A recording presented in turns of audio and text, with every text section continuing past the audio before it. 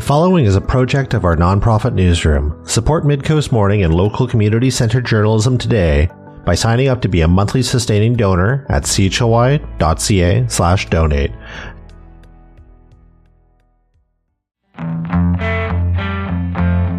Hello and welcome to Midcoast Morning. I'm Joe Pugh.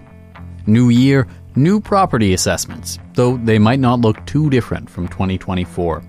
We're going to be focusing on real estate on today's program, bringing you an update on a project in the heart of Nanaimo's downtown, and later on in the show, diving into detail on the BC assessment process.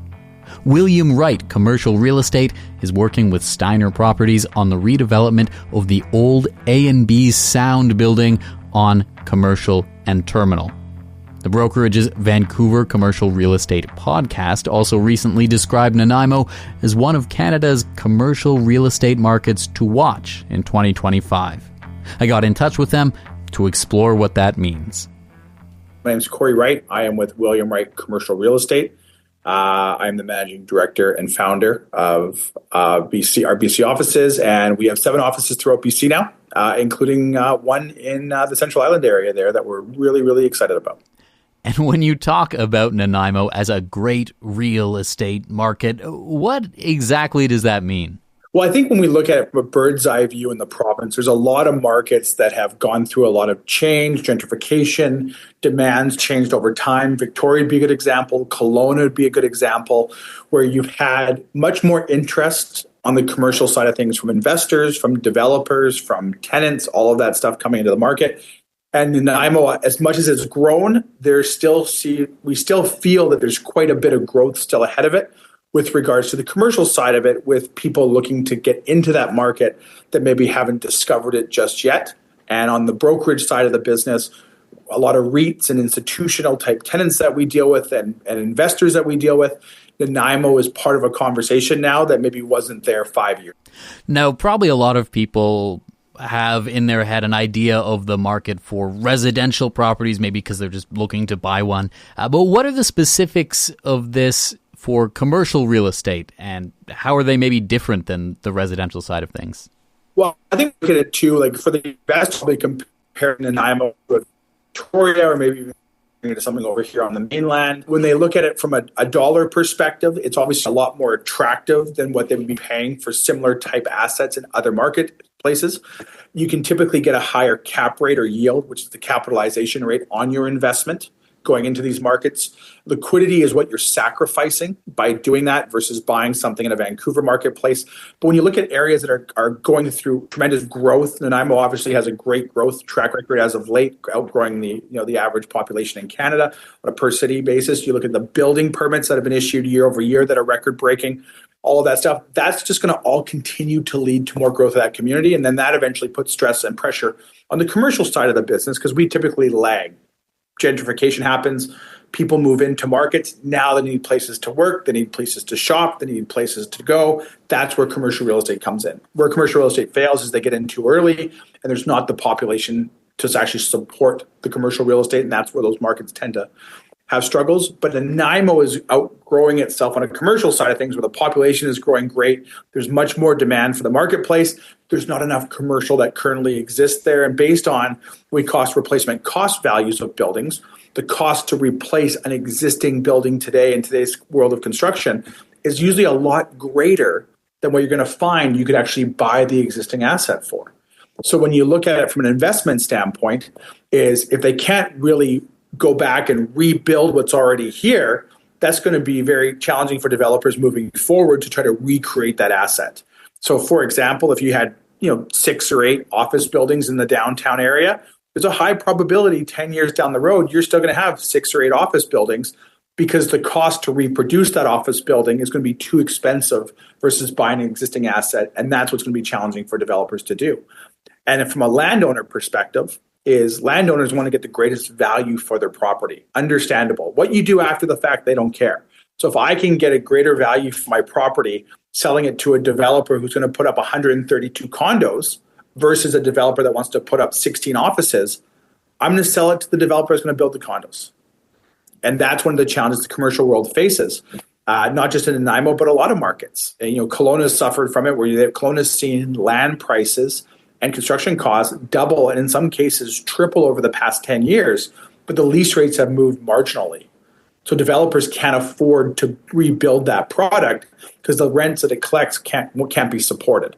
So Nanaimo, I think, is in a similar type position where you've got a lot of demand from the tenants that now want to get into a thriving market like Nanaimo. There's not really enough space for all the tenants and demand that's currently there, and it's probably forthcoming. And with the cost of construction, it's hard to recreate and rebuild what's already there to expand on it, that developers aren't really in a financial position to do that. So that's where, when you look at it from an investment standpoint, where am I going to try to get a better return on my money? Where am I going to hopefully have a less vacancy to worry about, where as demand goes, vacancies should be absorbed in most asset classes? And that's one thing that's really key to a lot of commercial investors. And that's why we think at William Wright Commercial, Nanaimo is one of the best markets in the province to invest into right now. William Wright is involved in a project right in the heart of downtown Nanaimo in the old A&B Sound building on the corner of Terminal and Commercial. Can you give me an update on that project, what it's looking like, what the timeline is? Yeah, so you mean it's Steiner Properties is the companies behind it, and I would say Santana and also some of our team down in Victoria that originally were on the project did a great job getting a lot of interest in there. And there's a lot of deals that we probably can't announce just yet, but there's been a ton of interest. And that just goes to speak what Nanaimo is now, where these projects before 5 or 6, 7 years ago would probably not even get much interest until they were physically built and groups could tour them. And now we're getting groups coming to the table, both national, international, and local businesses coming to the table very early on in the design phase that are now willing to do lease deals this far out. And that's one thing when you look at like the sales cycle of a condo building, for example, over in Vancouver, it would sell out based on floor plans. And you'd look at a lot of like the island markets or the BC interior markets, they'd actually probably have 30 or 40% inventory left when the building's done before they can physically tour people to sell that inventory. And now you're seeing the sales cycles change where more and more people are buying things off floor plans and buying pre-construction projects now because there's a level of comfort around that. And on the commercial side, when we're getting leases done, pre-leasing before the buildings are even complete and ready to deliver, that's a tremendous sign for the marketplace there that the absorption of this stuff and the acceptance of this stuff is now there that once wasn't there before. So that's a project that I think is going to have a tremendous positive impact on that block and that downtown core there, because it's obviously been an eyesore for years since A&B Sound hasn't occupied it. But it's going to be a tremendous project. We've done a lot of exciting tenants coming forward that we can hopefully announce very, very soon. And you can see the floor plan for that building on the William Wright website. It announces that a few of it's going to be turned into an indoor market with a few different storefronts. You can see, according to the brochure, a few of them have been leased, a few of them are under negotiation. Is there still space for people to get in there? There's still a few spaces left, I believe. Last I checked, but the one thing too is like a lot of the tenancies are like national type tenants. So that just goes to speak with the demand that Nanaimo is now seeing, that it's not necessarily just the local tenants that are interested, but these are national tenants that have multi-units across this country that they also now are getting actively involved in the leasing now, pre-leasing of this project. So people can expect maybe that to be a sort of like a mini almost mall with a few like chain spaces? Yeah, you got a couple of chains that have already signed on and stuff like that I think will be great for the area and great for that project. And any idea when it might be open? That's kind of the $1 million question when it comes to development is things always take longer than they do. I can tell you that it's well on its way. It's probably a little bit slower than I think maybe even the developer would like to see it, but it's well on its way, and I'd be optimistic coming up here spring and summer. They'll be wrapping things up that you'll have some great new tenants in the downtown core. And in terms of Nanaimo more broadly, when I think of commercial real estate here, I think of a few stretches of the town, maybe along Nichols Street or along Stewart Avenue, that are sort of derelict and abandoned and boarded up. When you talk about Nanaimo as this great commercial real estate market, what is the pathway to maybe finding tenants for some of those? I think every city has their challenges, and every city has their markets that can probably be better gentrified than where they are. I think a lot of it is in most cities. You'll see transition of things. If you look at like the north end now of Nanaimo, where you've got tons of tremendous commercial real estate and good real estate nodes and stuff like that, you will see things kind of, the area and center points will pivot from time to time. What you find over the longer time period is once a newer area kind of gets developed, it feels like everything kind of goes back to where it started and they start regentrifying that area. So I think it's just a matter of time before those areas will get, hopefully brought back into gentrification with it. But every city suffers from that. Even every big city over here on the mainland also has their challenges and their certain cores. So I would be hopefully optimistic that as the downtown area regentrifies, that will also hopefully spill out some of those areas around the downtown core as well. Now, if you were to flash back in time, maybe 20 years ago, you would see in newspaper headlines the phrase like mall capital of Canada, describing Nanaimo. How does that look in 2025? How does the commercial real estate world look at some of the giant hulking, the Woodgrove Center, the Nanaimo North Town Center, the Country Club Mall? What's the outlook for that kind of space these days? Well, I think you're finding with more and more national, international tenants that want to be part of Nanaimo, that's going to help, backfill any spaces. It's going to help, obviously, turnover, as we see a lot of times, too. These malls do turn over in time. They do go through vacancy challenges from time to time. But the biggest thing is, a good conversation I had with a banker up there is like the retail vacancy rates aren't tracked in Nanaimo. But when he asked me what they were, and I said, I don't know, because no one tracks them. But I can tell you when you drive around, you don't see a lot of signs in most of the key areas. And when you're looking at a lot of these malls there and the amount of attention Nanaimo is getting on the national level from these type of large-scale big box tenants, it's only a matter of time before any vacancy challenges will sort of slowly be absorbed. But the biggest thing is the backfilling of the existing tenancies as the tenants change. There's enough new tenants that are willing to come in and sort of fulfill those areas. And that's where like Vancouver's always been so robust, is there's always been demand to backfill as tenancies change over. And we've sort of seen that spill out into the Fraser Valley. We've seen it in parts of Kelowna now and demand in Victoria. I think it's just a matter of time before that sort of really, really hits its stride in Nanaimo. And from an investment standpoint, getting in now before that gets hit is kind of the opportunity versus waiting 10 years down the road and then everything has kind of sort of built itself around. I think now's the time.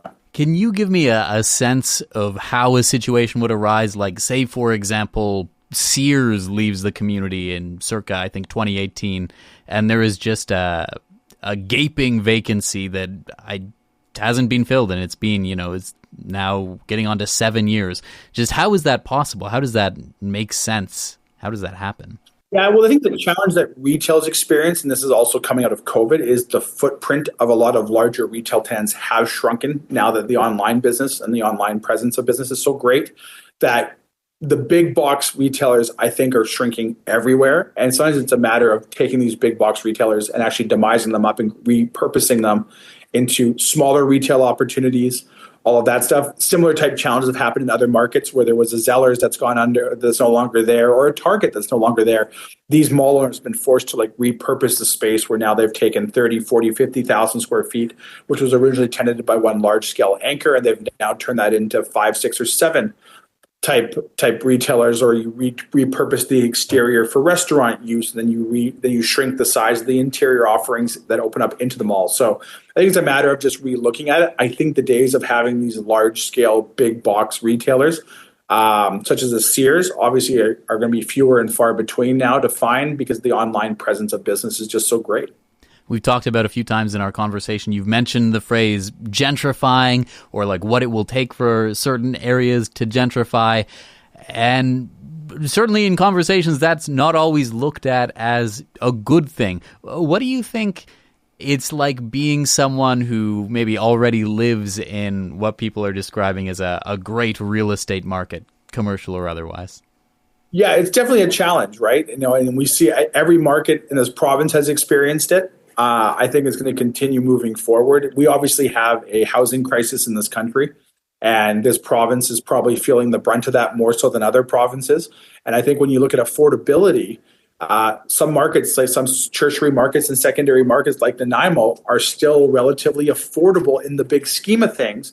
That's going to create a lot of people looking to kind of move into that community out of other more expensive communities where now they can afford that stuff. And then part of that challenge is people that have lived in that market for a long period of time that maybe don't want to see the gentrification, or they don't want to see the density that's brought in to try to create other housing opportunities.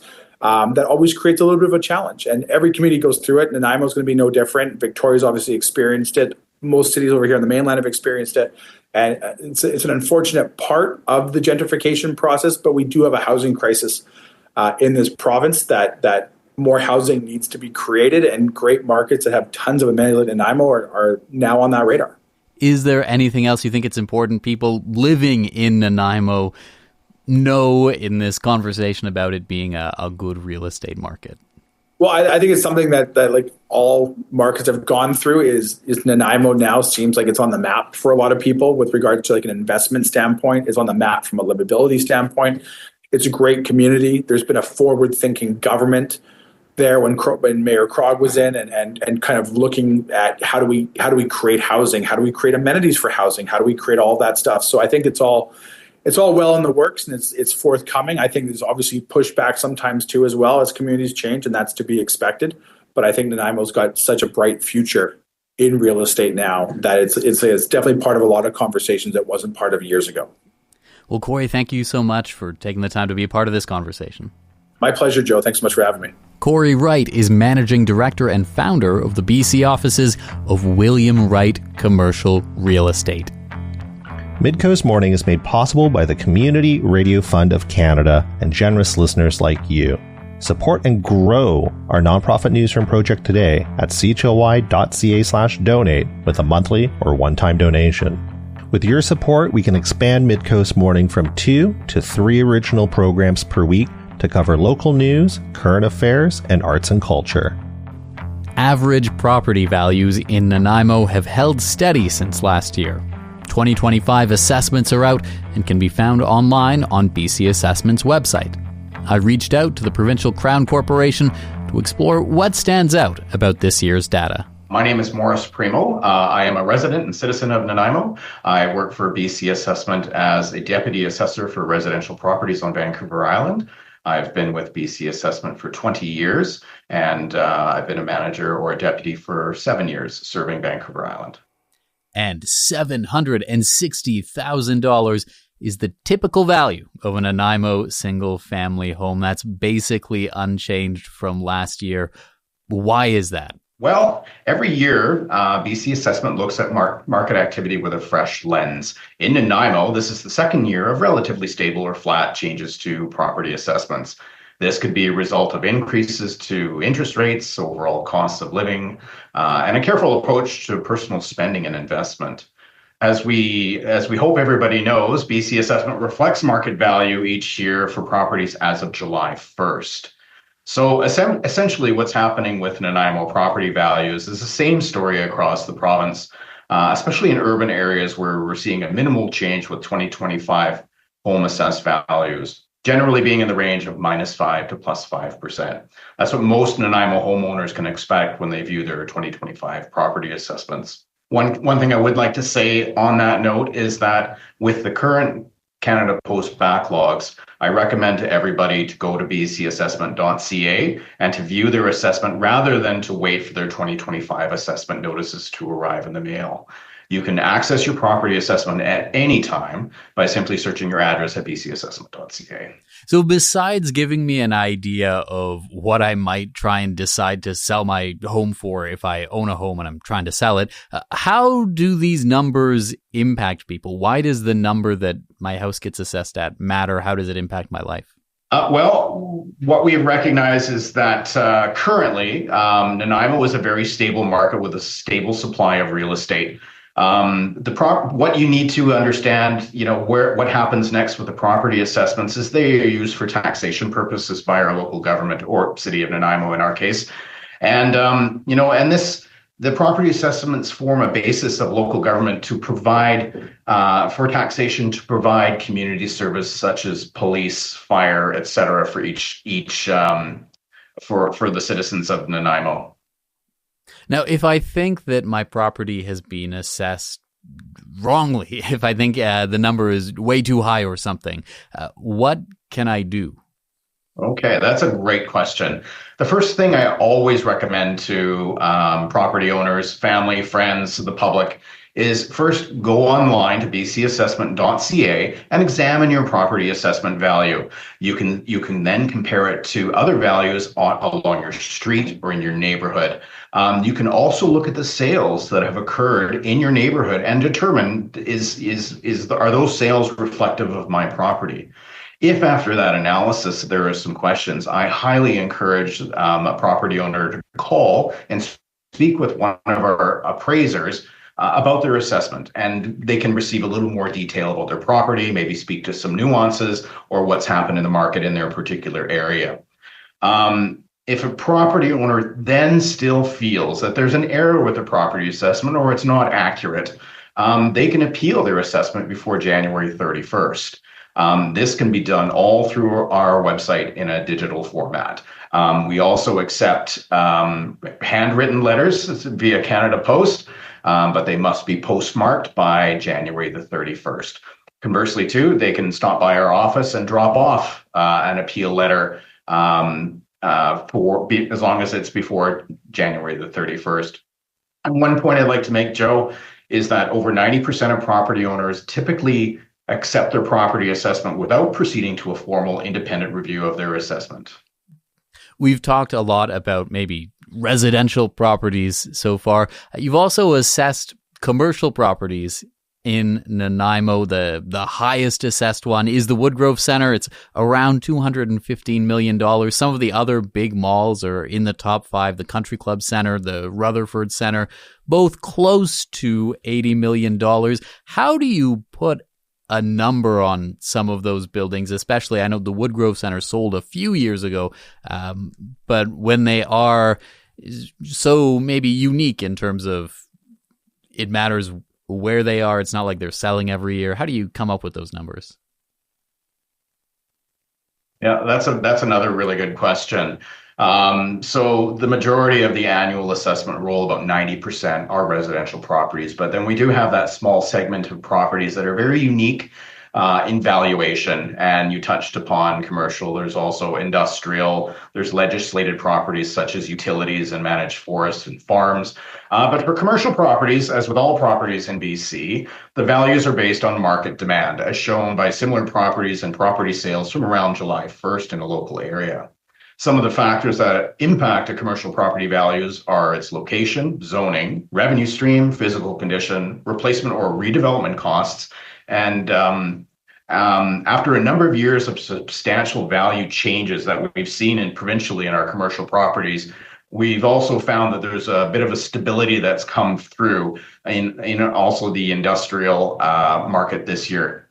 Commercial property values are generally relatively stable throughout the province this year, with value changes ranging from -5 to +15. General commercial properties in larger urban centers outside the Lower Mainland, like Victoria and Nanaimo, saw about a 0 to 5% change. If a property does sell, and I don't know, maybe it sells for substantially more or substantially less than it might have been pegged at for some particular circumstance, will its assessment reflect that in the following year? Well, to answer that, when an appraiser looks at a sale of a property or a transaction, for that matter, we want to determine, is it a bona fide arm's length transaction? And that would be equivalent to a knowledgeable buyer and a willing seller in an open market without duress, involving a realtor. Those are some of the conditions around an arm's length transaction. If we find that a sale comes through and it's substantially higher or lower than what the typical market is doing, we'll probably step back and dig into that a little further. And if we make the determination that that's not reflective of what the market overall is doing, we consider it an outlier and we put that one aside. And we will more focus on the more consistent value changes within a market versus relying on the extremes or the outliers on either end of the spectrum. Is there anything else you think it's important for people to know about their assessments or how these assessments affect them? I'm also thinking of, maybe people who don't own property. Why should they take interest in this process? Well, I think it's important for a number of reasons. For a property owner, it's very important for them to understand what the value of their home is worth. For many, it's their biggest investment that they'll make in their lifetime. So I always encourage property owners to understand the market, keep your ear to the ground in the summertime to see what things are selling for, to form a basis for your assessment in the new year. For non-property owners, I think it's also a healthy exercise for them to understand what's happening in the market. It will help them formulate decisions around how they want to invest their money, or if they wish to invest their money in real estate. Is it good value for them now, or maybe it's too expensive for them now?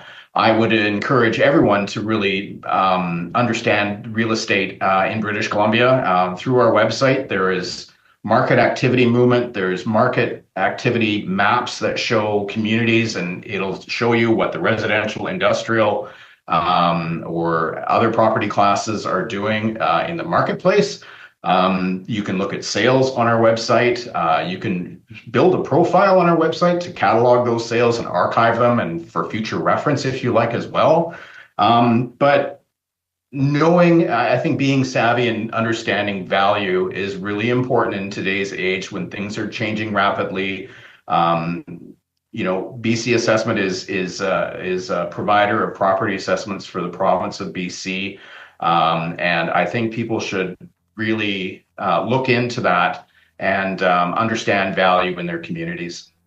Well, Morris, thank you so much for taking the time to speak with me. Absolutely, my pleasure, Joe. And if I could give a final plug, again, please check our website at bcassessment.ca and examine property values. Put in your address and compare it to other values on your street. If you have any questions, please call us and speak to one of our appraisers who can help you with the finer details about your assessment. Morris Primo is a deputy assessor for residential properties with BC Assessment. That's our show for the day. Thank you for joining me. I'm Joe Pugh, host and producer of Midcoast Morning. Jesse Woodward is our executive producer, and RB Frew is our technical advisor. You can sign up for CHLY's newsletter at chly.ca/subscribe. Our theme song is First One by local Nanaimo band Waste Management. If you have a story you'd like us to cover, email us at news@chly.ca. That's all for now. I'll talk to you on another Midcoast Morning. Midcoast Morning would not be possible without the funding of the Community Radio Fund of Canada's Radio Meters program and listeners like you. Midcoast Morning is a project of CHLY's nonprofit newsroom. Support nonprofit journalism in Nanaimo and on the Salish Sea today by becoming a monthly sustaining donor at $5 or more per month. Support the program at chly.ca/donate. Finally, this program acknowledges and gives thanks to the Nanaimo First Nation as we broadcast and podcast from their traditional territory. Thanks for listening.